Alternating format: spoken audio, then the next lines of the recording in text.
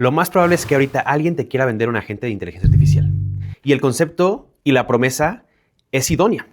Tener un empleado que trabaja 24/7, que no cobra horas extras, que realmente puede hacer trabajo solo o autónomo y que en teoría no se equivoca. Lo que no te están diciendo es qué pasa cuando este empleado, agente, se equivoca y tiene las llaves de tu negocio, es decir, información sensible, a lo mejor información de tus clientes, ciertos accesos, o simplemente la configuración de lo que te están vendiendo es más que un chatbot disfrazado de un agente. Hoy te voy a enseñar a cómo distinguir entre un agente de verdad versus un chatbot disfrazado. Algo que realmente sí le pueda convenir a tu negocio, a tu operación o en general a tu día a día, versus algo que simplemente te puede generar caos. Porque aquí hay un dato muy importante. El 75% de las transformaciones digitales en general fracasan. Y en temas de inteligencia artificial, el 95% de los proyectos pueden llegar a fracasar. El punto es, ¿cómo tú evitas ser uno de ellos? Agentes. Es la palabra del año. La gran mayoría de las empresas, probablemente tú que estás viendo este video, quieras construir un agente. Pero así como hay tendencia, también hay vendedores y personas que nos están vendiendo una falsa promesa. Inclusive, hay un término llamado agent washing, que básicamente es la idea de que alguien te vende un agente disfrazado en un chatbot. Y esto realmente es que tiene mucho peligro. Inclusive Gartner pronostica que 4 de cada 10 proyectos van a ser abandonados. ¿Y por qué? La gran mayoría es porque no van a ver un retorno de inversión. Realmente porque no hubo un objetivo claro, qué es lo que tenía que resolver este agente, ¿no? Tal vez no cumplía con el propósito, su función, o simplemente no se lograron las expectativas que se habían planteado con esta promesa. Pero ojo, una buena implementación sí puede darte soluciones. Entonces, ¿qué es un agente? Y para eso déjame explicarte 3 cosas importantes. La diferencia entre un chatbot, un workflow y un agente. Empecemos por el chatbot. Esto la gran mayoría de ustedes ya están acostumbrados, ya sea porque usaste Claude, ChatGPT, Gemini, inclusive tal vez en algún sitio web, donde tienes la interacción, ¿no? A nivel de chatería, ya sea con un LLM, en donde tú haces una pregunta y o simplemente haces una solicitud y reacciona y responde, ¿va? Lo siguiente es un workflow. Y esto es donde muchos se pierden con la diferencia entre un agente, porque un workflow es algo que ya está determinado cómo se tiene que ejecutar, ¿no? ¿Cuál es el paso 1, paso 2, paso 3, paso 4? Y en eso puedes tener ciertos modelos que interactúan. Uno muy común a lo mejor es, oye, quiero que leas todas las mañanas mis correos y puedas etiquetar qué es temas sociales, qué es temas de trabajo y a lo mejor temas que hoy debería de ignorar, ¿no? Eso detrás puede tener ciertos scripts o ciertas automatizaciones. Posterior nos vamos a algo más avanzado, que es qué son las agentes. Y básicamente la gran diferencia es que tú le das un objetivo y esto o este modelo que está junto con algo que se le llama harness, que es lo que envuelve al modelo con ciertas características, configuraciones, puede ir a ejecutar la tarea de una forma mucho más autónoma. Entonces tú le das un objetivo y él encontrará las maneras para traerte el resultado esperado, lo haga bien o lo haga mal. La configuración es una de las cosas más importantes con la gente y qué tipo de herramienta le expones. Entonces estos 3 conceptos los tienes que tener muy claros porque los 3 son valiosos en tu empresa, en tu proyecto. La diferencia es cuando utilizas uno versus el otro. Ojo, este video no es para desmotivarte o decirte que no uses agentes de inteligencia artificial. Al contrario, quiero darte las herramientas para que te preguntes cómo sí, cómo lo podemos lograr, porque es una realidad que van a hacer cosas más productivas, van a poder desahogar hoy tiempos que a lo mejor frenaban a tu equipo o van a poder hoy liberar tareas que eran sumamente repetitivas y manuales y que hoy las pudieras tercerizar o ejecutar por medio de un agente, o simplemente una de las principales ventajas es que trabajen a horas que típicamente no están dentro del horario laboral. Por ejemplo, en la noche, en la madrugada. Y para eso te voy a dar 3 ejemplos que hoy inclusive estamos corriendo dentro de Arcode. El primero y uno de los más importantes para nosotros desde un tema comercial es estar monitoreando tendencias, dónde puede haber oportunidades de negocio, ¿no? Dónde nosotros podemos seguir dando nuestros servicios. U otro muy importante es cuando ya estamos acercándonos con algún lead, que inclusive desde antes pueda hacer research de con quién nos vamos a juntar, que tenga contexto y empiece a jalar información que tenemos tanto de los transcripts, por ejemplo, que tuvimos en las sesiones, a lo mejor ya dolores que conocemos de ciertas industrias y que justamente nuestros agentes puedan hacer esas conexiones para darnos herramientas que nos ayuden, uno, a hacer cotizaciones más rápidos, a dimensionar proyectos de una manera mucho más exacta, pero todo esto es gracias a que viene ya con un contexto, con ciertos procesos definidos. Básicamente metimos horas de trabajo en documentar lo que hacíamos para dárselo a la gente y que entonces ahora sí lo pudiera ejecutar.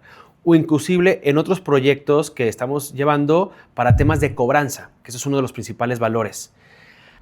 La clave es contextualizar, poner las reglas claras, como lo he dicho antes, ¿no?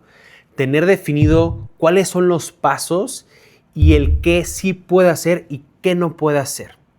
Pero muy importante, porque al final estos modelos lo que están hechos es también para darnos una respuesta bajo ciertos patrones, ¿no? Que, como nos gusta decirlo, lo que queremos escuchar. Y eso nos puede llevar a la alucinación. Entonces, ojo con eso.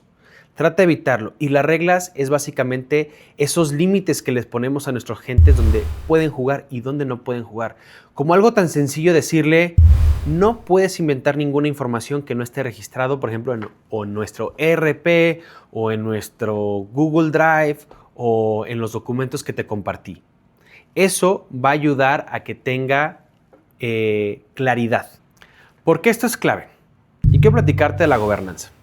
Y esto, como lo tienen las organizaciones en donde pues básicamente definen cuáles son los límites, qué es lo que se puede hacer, cómo se puede hacer, cuáles son los roles que tiene un colaborador, cuáles son los permisos que se tienen, ¿no? Cuál es la infraestructura, cómo se llevan ciertas bases de datos, etc. Lo mismo tenemos que pensarlo para nuestros agentes. Es decir, qué es lo que pueden hacer, ¿no? Y cuáles son las reglas que les ponemos. Y lo hemos visto ya en compañías grandes que cuando se les da suficiente o mucha libertad, pueden llegar a hacer equivocaciones que hoy sea que distribuyen información falsa o a lo mejor exponen información sensible al público que se considera sumamente grave y no es que fueron hackeados, es que simplemente tuvieron demasiada libertad en el cual tomaron una decisión incorrecta. Entonces tú tienes que tener mucho ojo. Ahora, ¿qué cosas puntualmente puedes considerar? Lo primero es cuáles son las reglas que va a tener tu agente, qué es lo que puede y no puede hacer. Por otro lado, para mí muy clave son los skills. Hoy los agentes tienen que tener, pues básicamente como un SOP. ¿Cuáles son las actividades o los pasos a ejecutar? Y eso lo puedes hacer por medio de los skills. La otra son las herramientas. ¿A qué se pueden conectar y cómo se conectan? Esto es muy importante, el cómo. Ya sea que lo hagan vía API o MCPs, ¿qué tipo de permisos van a tener? Ya sea porque en algunas cosas es información sensible y es solamente de lectura. En algunos casos pueden crear o actualizar. Entonces, esto es algo a considerar. Luego, la tercera es quiénes tienen acceso y cómo lo pueden utilizar. Entonces, uno de los principales retos que hoy se tienen es que los agentes no solamente participen con una persona. Hoy algo que genera mucha productividad es que un agente no interactúe con un rol, que puede interactuar con todo el departamento, por ejemplo. Pero ahí es donde justamente los límites se tienen que definir.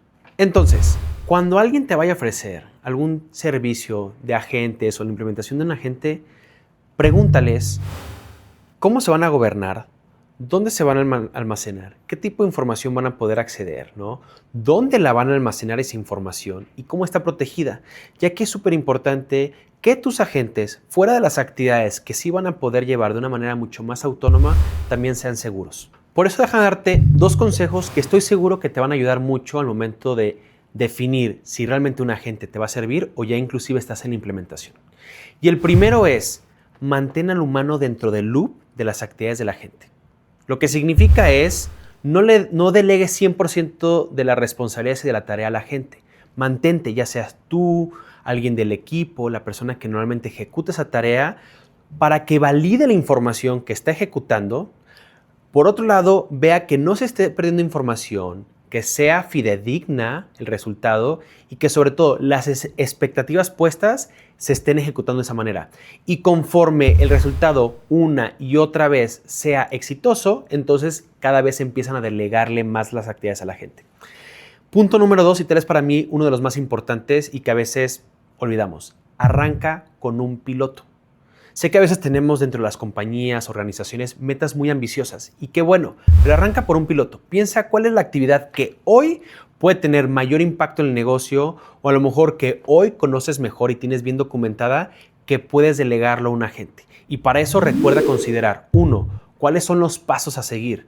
2, cuál es el contexto que necesitaría mi agente para tener la información disponible.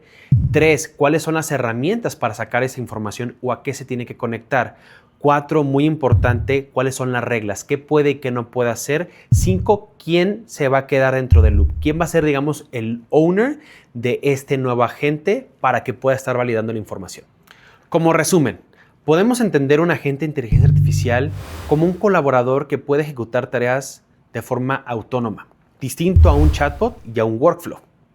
Por el otro lado, es clave, importante recordar que tiene que tener skills, que tiene que tener contexto, que tiene que tener reglas claras y sobre todo, y mi recomendación, mantenerte en el loop. Si esta información te está siendo relevante, déjame en los comentarios. Inclusive en los próximos videos puedo explicar y enseñarte cómo hacer un agente de cero a lanzarlo y estarlo monitoreando.